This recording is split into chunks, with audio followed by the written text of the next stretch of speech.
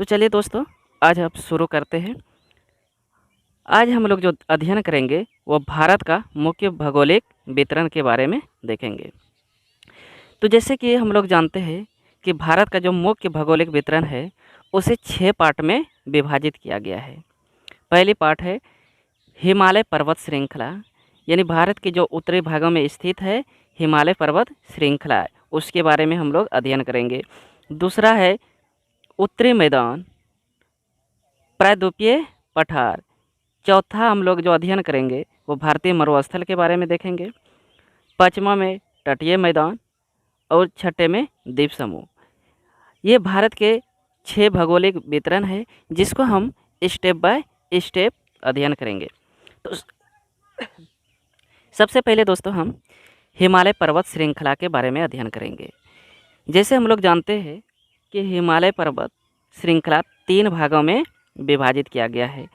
ये जो सबसे उत्तरी वाला भाग है दोस्तों, इसे हम लोग महान हिमालय के नाम से जानते हैं।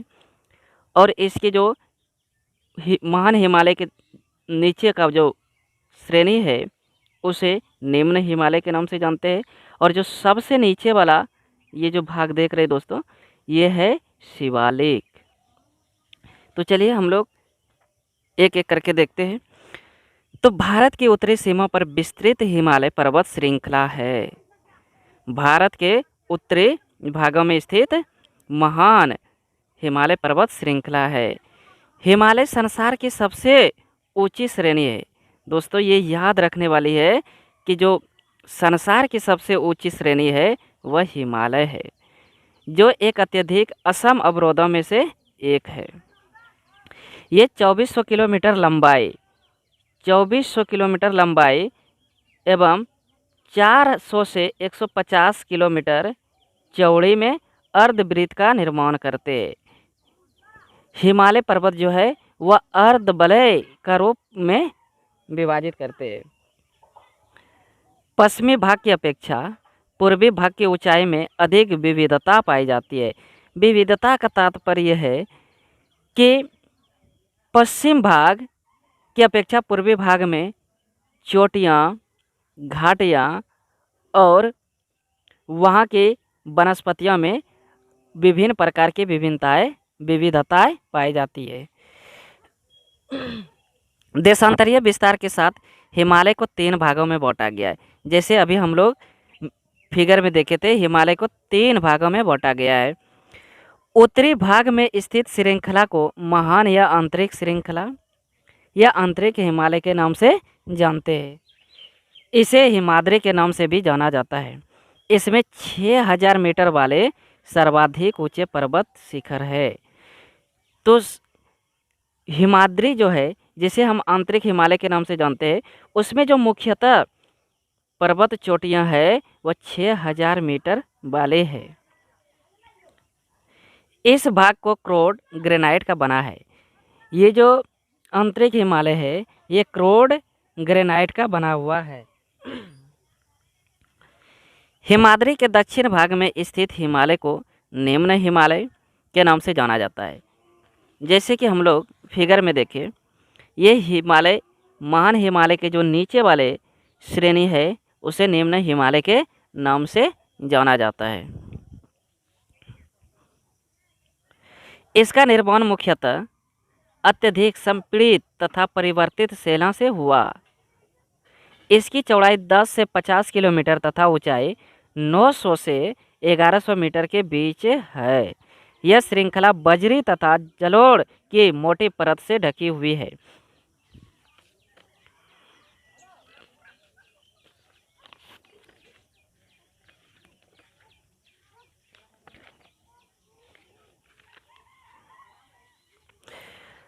नंबर 3 में आता है निम्न हिमालय तथा शिवालिक के बीच में स्थित लंबवत घाटी को दोन घाटी के नाम से जाना जाता है। यहाँ पे लंबवत घाटी जो शिवालिक तथा हिमालय के बीच की जो क्षेत्र है उसमें ज़्यादातर लंबवत घाटी है और जिसे दून के घाटी के नाम से जाना जाता है। इसमें देहरादून, कोटली दून एवं पाटली दून प्रमुख जगह है। तिस्ता एक नदी है तीस्ता तथा काली नदियाँ नेपाल हिमालय का एक दिहांग तथा तीस्ता नदियाँ असम हिमालय की सीमा रेखा तय करती है। जैसे कि आप लोग को मालूम होगा कि अभी काली नदी में यानी काली नदी के ऊपर विवाद है, जो कि इंडिया का भाग है और इसे नेपाल अपना भाग मान रहे हैं। उत्तरी मैदान, दोस्तों ये है उत्तरी मैदान। उत्तरी मैदान का निर्माण भी हिमालय का ही प्रमुख कारण है। हिमालय के कारण ही उत्तरी मैदान का निर्माण हुआ है। उत्तरी मैदान सिंधु, गंगा एवं ब्रह्मपुत्र, ये तीन प्रमुख नदियां हैं। सिंधु, गंगा, ब्रह्मपुत्र तथा इसकी सहायक नदियां से बना है। उत्तरी मैदान का जो निर्माण हुआ है वह सिंधु, गंगा, ब्रह्मपुत्र और उनकी सहायक नदियां के कारण है। यह मैदान जलोढ़ मृदा से निर्मित है। इस मैदान में जलोढ़ मृदा से युक्त भूमि है। यही कारण है कि उत्तरी मैदान में कृषि के लिए अच्छी भूमि प्रदान करती है। यह मैदान 7 लाख किलोमीटर में फैला है। ये मैदान कितने किलोमीटर में फैला है? 7 लाख किलोमीटर में फैला है। 2400 किलोमीटर लंबा तथा 240 से 320 किलोमीटर चौड़ा है। इसे याद रट लेना, क्योंकि ये अक्सर एग्जाम में पूछे जाते हैं कि उत्तरी मैदान की लंबाई और चौड़ाई क्या है। यह घनी जनसंख्या वाला क्षेत्र है। ये घनी जनसंख्या वाला क्षेत्र है। क्या घनी जनसंख्या वाला क्षेत्र है? क्योंकि इसमें प्रमुख नदियाँ इस मैदान में है और ये मैदान कृषि के लिए उत्तम है। यही कारण है कि यहाँ पे जनसंख्या घनी है। ब्रह्मपुत्र में स्थित मंजोली, ब्रह्मपुत्र में स्थित मंजोली संसार का सबसे बड़ी नदीय द्वीप है, जो कि असम में स्थित है। और ये ब्रह्मपुत्र नदी में एक द्वीप है जो मंजोली, और ये मंजोली में लोगों का निवास भी है। यानी संसार के नदी द्वीपों में सबसे बड़े द्वीप मंजोली है, जहाँ पे लोगों का निवास है। उत्तरी मैदान को 3 उपवर्गों में विभाजित किया गया है।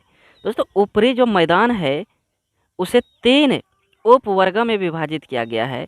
वह है पंजाब का मैदान, पहला है पंजाब का मैदान, दूसरा है गंगा का मैदान और तीसरा है ब्रह्मपुत्र का मैदान।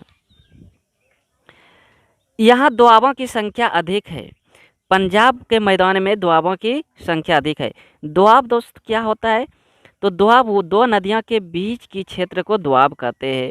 तो पंजाब ऐसा जगह है, यानी पंजाब का अर्थ ही होता है 5 नदियाँ का समूह। यानी यहाँ पे 5 नदियाँ बहती है और ज़्यादातर 2 नदियों के बीच की भूमि है, जिसे दोआब की संख्या वहाँ पे अधिक है। गंगा का मैदान के अंतर्गत हरियाणा, दिल्ली, उत्तर प्रदेश, बिहार, झारखंड तथा पश्चिम बंगाल के क्षेत्र आते हैं। जैसे कि हम लोग जानते हैं गंगा का उद्गम हिमालय के गंगोत्री से हुई है और वह हरियाणा से होते हुए पश्चिम बंगाल तक आती है और लास्ट में वह बंगाल की खाड़ी में जा गिरती है। ब्रह्मपुत्र का मैदान, जिसका मुख्य मैदान असम में बनाते हैं। भावर, भावर क्या है? तो भावर शिवालिक के ढाल पर चौड़े पट्टी के रूप में गुटिका का निक्षेपण है। गुटिका क्या है? तो एक पत्थर के छोटे छोटे टुकड़े को गुटिका कहते हैं, जिसे भावर कहते हैं। और जब वह गुटिका बहुत अधिक मात्रा में जमा हो जाते हैं तो उसका नाम भावर कहा जाता है। इस पट्टी में नदियाँ विलुप्त हो जाती है। इस पट्टी में जो है ना नदियाँ विलुप्त हो जाती है। इसका कारण यह है कि वहाँ पे पत्थर के जो छोटे छोटे टुकड़े होते हैं, जब नदियाँ उसमें प्रवेश करती है तो वह पत्थर के टुकड़े के नीचे से नदियाँ बहती है। यही कारण है कि वहाँ नदियाँ विलुप्त हो जाती है, ऊपर में नदियाँ दिखाई नहीं देती है। तराई, वह क्षेत्र जो नम एवं दलदली क्षेत्र का निर्माण करते हैं, तराई कहलाता है।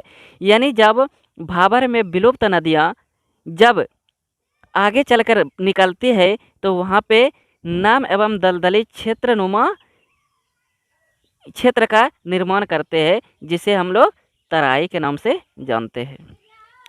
खादर, बाढ़ के समय नदियाँ तथा बाढ़ के समय नदियाँ द्वारा लाए गए नए निक्षेपों को खादर कहा जाता है। यानी बाढ़ के समय नदियाँ जो है अपने साथ गाद लेके आती है, जिसे खादर खादर के नाम से जाना जाता है। यह भूमि कृषि के लिए बहुत ही लाभदायक होता है, और ये जो भूमि के लिए यानी ये भूमि कृषि के लिए बहुत ही लाभदायक होते हैं। प्रायद्वीपीय पठार, अगर हम यहाँ पे उत्तरी मैदान का देखें तो ये है उत्तरी मैदान। ये यहाँ पे जैसे झेलम नदी, सतलुज नदी, सिंधु नदी, ये एक मैदान का निर्माण करते हैं जिसे पंजाब का मैदान कहते हैं। और ये है आपका यमुना नदी, जो कि गंगा नदी के समानांतर चलती है, घाघरा नदी, गंडक, सोन नदी, और ये आपका गंगा के मैदान का निर्माण करती है। आपका ये ब्रह्मपुत्र नदी है, जो कि ये असम में एक मैदान का निर्माण करते हैं जिसे ब्रह्मपुत्र मैदान कहते हैं। प्रायद्वीपीय पठार, प्रायद्वीपीय पठार यह मेज की आकृति वाला स्थल है जो पुराने क्रिस्टलीय आग्नेय तथा रूपांतरित शैला से बना है। इस भाग में चौड़ी तथा छिछली घाटियाँ तथा गोलाकार पहाड़ियाँ होते हैं। इसके दो मुख्य भाग है। पहला भाग है मध्य उच्च भूमि, ढक्कन अथवा दक्षिण का पठार। पठार का वह भाग जो कि नर्मदा नदी के ऊपर से मालवा के पठार के अधिकतम भागों पर फैला है, उसे मध्य उच्च भूमि कहते हैं। तो मध्य उच्च भूमि के नाम से कौन जाने जाते हैं? तो वह है नर्मदा नदी के उत्तर से मालवा के पठार का अधिकतम भाग में फैला है, उसे मध्य भूमि के नाम से जानते हैं। इस क्षेत्र की प्रमुख नदियां चंबल, सिंधु, बेतवा तथा केन दक्षिणी पश्चिमी उत्तर पूर्व की तरफ बहती है। दक्षिण का पठार त्रिभुजाकार भूभाग है, जैसे कि हम लोग यहाँ पे देखते हैं, ये दक्षिण का पठार, और आप यहाँ पे देख रहे हैं कि यह एक त्रिभुज के आकार का भाग है। ये एक त्रिभुज के आकार का भाग है। पश्चिम से पूर्व की तरफ तीन महत्वपूर्ण श्रृंखला गारो, खासी तथा जंतिया पहाड़ियाँ है। दोस्तों, आप लोग के लिए होमवर्क है कि आप मैप में गारो, खासी तथा जंतिया पहाड़ियाँ कहाँ पे स्थित है उनको ढूंढना है। पूर्वी घाट की अपेक्षा पश्चिमी घाट ऊंचे है। पूर्वी घाट की अपेक्षा पश्चिमी घाट ऊंचे है। अगर यहाँ पे दोस्तों हम देखते तो ये आपका पूर्वी घाट और रहा ये पश्चिमी घाट। ये पश्चिमी घाट ऊंचे है, यही कारण है कि दक्षिणी भागों में ज़्यादातर नदियाँ बंगाल की खाड़ी में गिरती है। इसका मुख्य कारण है पश्चिमी भाग का ऊंची होना। भारतीय मरुस्थल, अरावली पर्वत श्रृंखला के पश्चिमी किनारे पर थार मरुस्थल स्थित है, जो बालू की टिब्बों से ढका एवं तरंगित मैदान है। लूनी इस क्षेत्र की सबसे बड़ी नदी है। तो मरुस्थल क्षेत्र की सबसे बड़ी नदी जो है वह है लूनी। तटीय मैदान, प्रायद्वीपीय पठार के किनारे पर संकीर्ण तटीय पट्टियों का विस्तार है। पश्चिमी में अरब सागर तथा पूर्व में बंगाल की खाड़ी तक फैला है। द्वीप समूह, भारत के दो द्वीप समूह स्थित है।